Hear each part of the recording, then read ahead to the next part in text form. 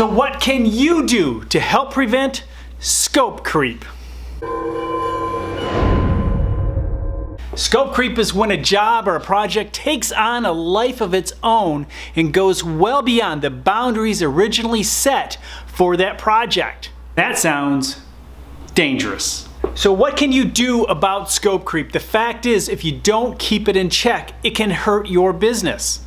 The best thing you can do is to communicate with your clients. The thing is, a lot of times scope creep develops by you trying to help your client by saying, hey, that little thing, no problem, we'll do it at no charge. And then there's another little thing, and then they expect you to do more for no charge. And next thing you know, your small project turns into a big project, but you're only paid for that small project. So it's important to let your clients know the boundaries of every project, and if they decide that they want a little more done, send them an invoice or an estimate for that additional work. Now, you can give them credit on that invoice. For example, if it's the first time they've asked, there's nothing wrong with saying, hey, we'll do this at no charge, but we're going to send you an invoice so you understand the cost the next time around. Now that's a good idea.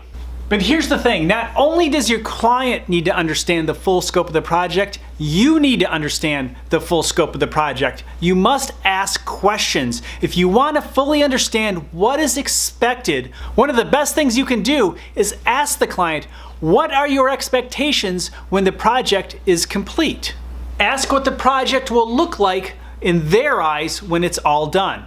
Make sure you ask the timeline. Ask your client if they understand the concept of scope creep. Ask if there's a budget in case the project goes over. For very large projects, it really is important to sit down with the client to discuss the entire scope of the project. What are all the elements? What is involved and what's required to get the job done? And if there are any loose ends, it's important to let the client know ahead of time that it could cost more to complete those tasks by the end of the project. To prevent scope creep, it's important for everyone to be on the same page and respect each other's time and resources.